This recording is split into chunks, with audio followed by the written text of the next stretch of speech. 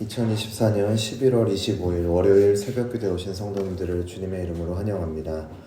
오늘 우리에게 주시는 하나님의 말씀은 호세아 6장 4절로 11절 말씀입니다.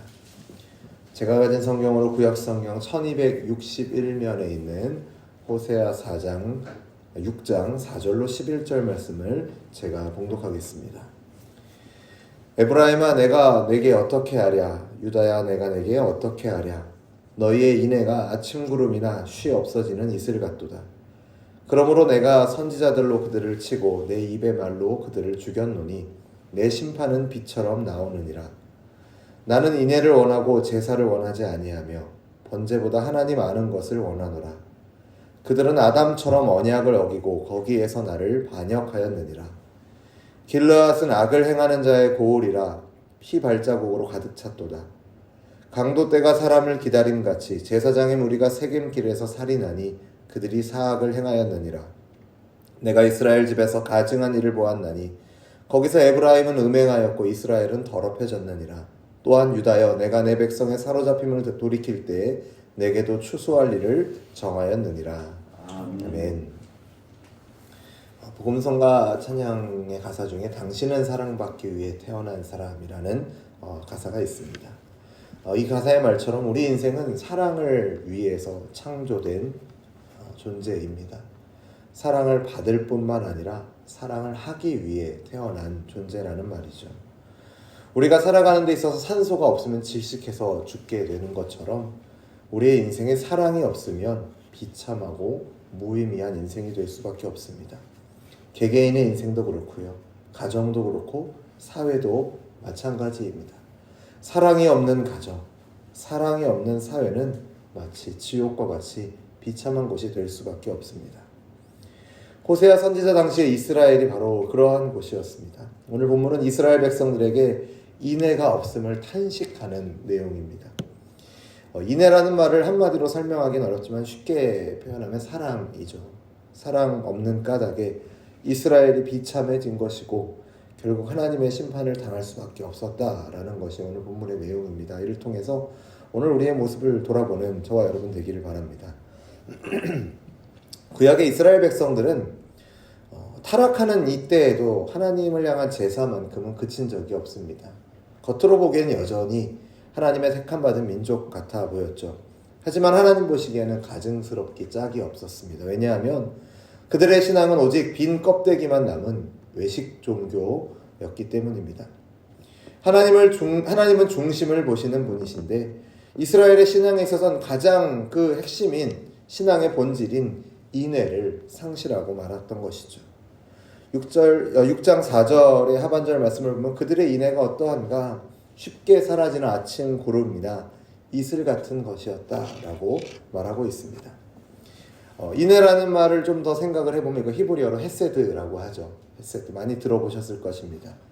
이 말은 하나님께서 당신의 백성, 언약 백성에게 베푸시는 하나님의 긍휼과 자비를 가리키는 말입니다. 이러한 헤세드, 인애를 받은 백성들은 당연히 하나님을 사랑하고 또 그 사랑으로 이웃을 사랑해야 합니다. 오늘 본문에서 말하는 인애가 바로 이것입니다. 즉 하나님과 사랑과 이웃 사랑을 말하는 것이죠. 조금 더 구체적으로 표현해보자면 하나님을 향해서 충성하는 것과 이웃을 향하여 진실하고 친절하고 사랑하고 온유하고 선행을 베푸는 것 등을 말하는 것입니다.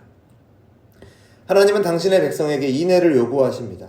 심지어 6절 말씀을 보면 인애를 원하시고 제사를 원치 않는다라고 말씀하십니다. 이것을 제사 자체를 싫어하신다라는 말이 아니죠. 그만큼 인애가 얼마나 중요한가를 강조하는 말씀입니다.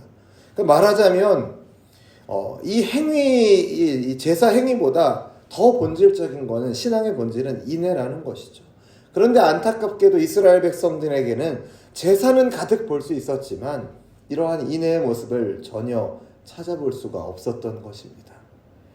이와 같이 이스라엘에게서 인애의 모습을 찾아볼 수 없었던 이유는 그들이 근본적으로 하나님을 알지 못했기 때문입니다.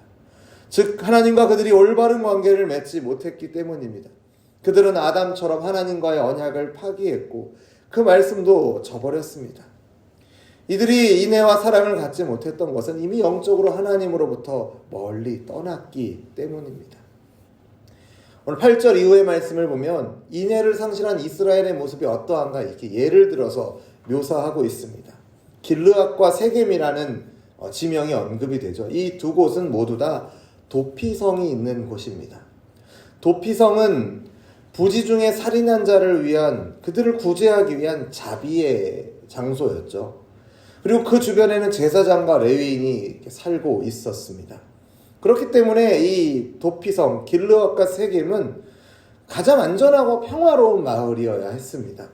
그런데 오늘 본문을 보면 길르앗과 세겜 주변이 어떻게 묘사됩니까? 오히려 피발자국과 악행과 살인으로 가득한 곳이 되어버렸다라고 말하고 있습니다.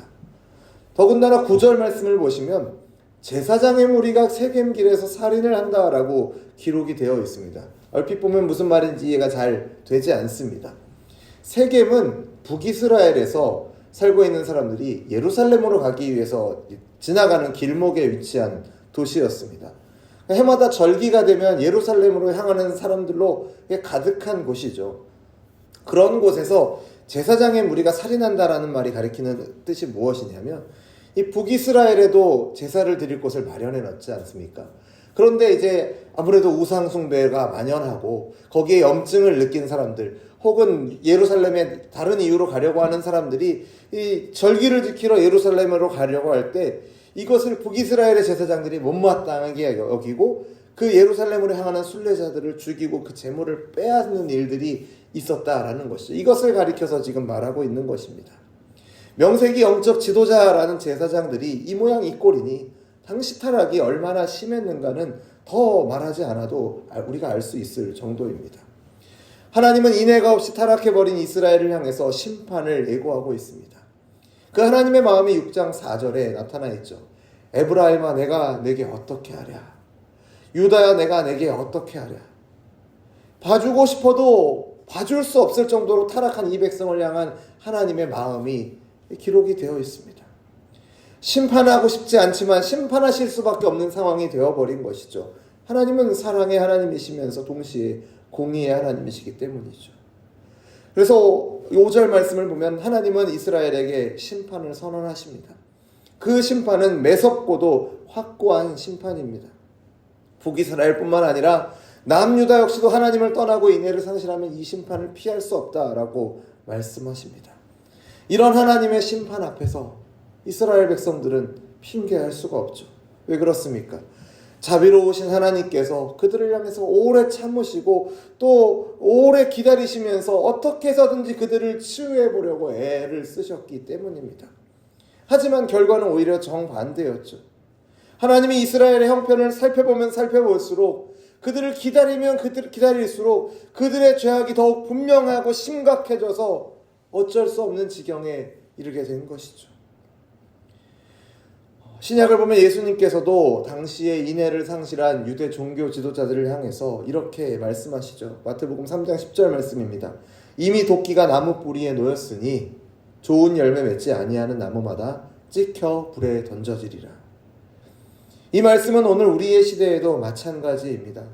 하나님을 아는 참 신앙을 회복하지 않으면, 인애를 회복하지 않으면 우리 역시도 이 임박한 진노를 피할 수가 없습니다.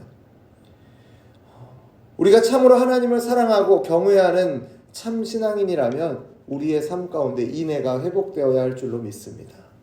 왜냐하면 그 인애가 신앙의 본질임을 오늘 말씀이 우리에게 알려주고 있기 때문입니다. 참 신앙으로 그 인애로 세상을 살아가며 세상에 그 믿음을 전하는 저와 여러분 되기를 간절히 소원합니다.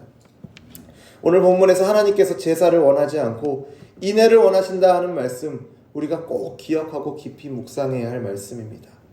로마서 12장에서 바울이 권면했던 거룩한 산제사는 형식이 아니라 성도의 신앙, 성도의 신실한 삶 자체를 가리키는 것입니다. 생활 자체가 예배의 연장이라는 뜻이죠. 우리가 이러한 의미로 생활 예배라는 표현을 쓰지 않습니까? 흔히 우리 한국교회 성도들의 치명적인 약점을 말하자면 삶의 실천이 그냥 믿는다라고 말하지만 그것이 열매로 나타나지 않는 삶의 모습이라고 말합니다. 하나님과의 수직적인 관계는 열심인데 이웃과의 수평적인 관계가 약하다라고 말하죠.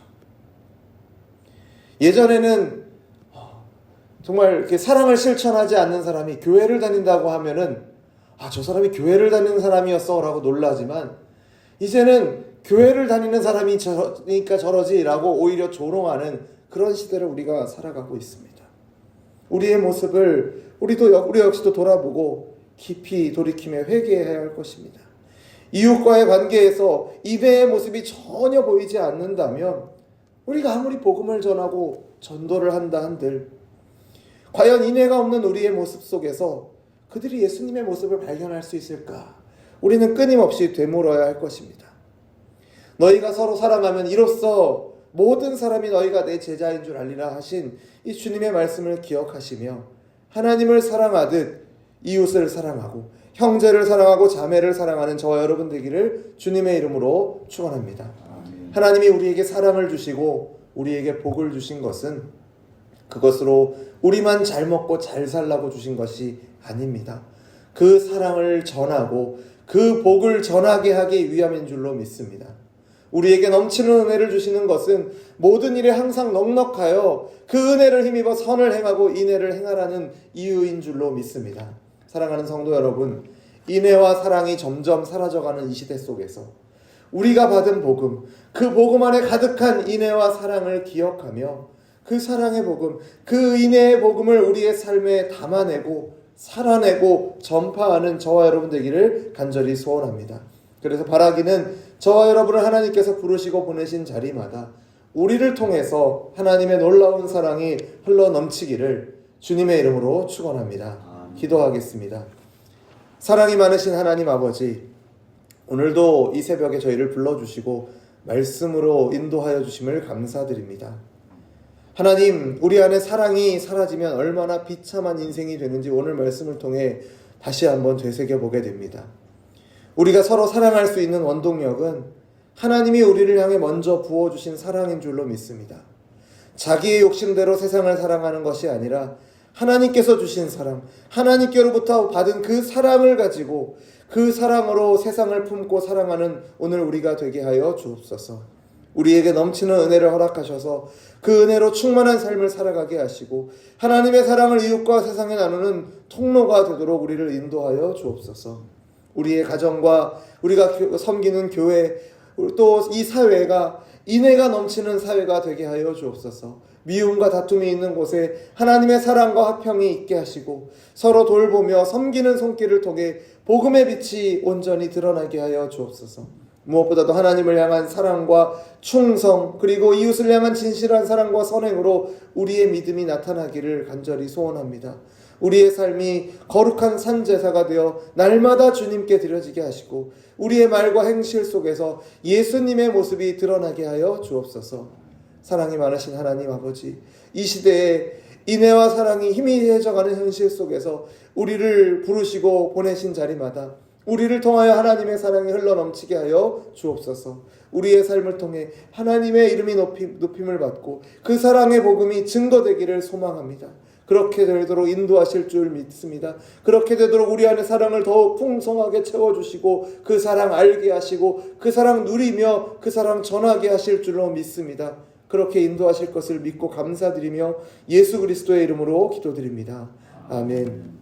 우리 주 예수 그리스도의 은혜와 하나님 아버지의 사랑과 성령 하나님의 교통하심이 우리에게 넘치도록 부어주신 하나님의 은혜와 사랑을 감사하며 우리를 부르시고 보내신 자리에서 주님이 우리를 사랑하셨듯이 우리도 뜨겁게 사랑하겠노라 다짐하는 우리 열린비전교회 모든 성도들과 우리의 삶의 예배 가운데 이제로부터 영원토록 항상 함께 있을지어다. 아멘.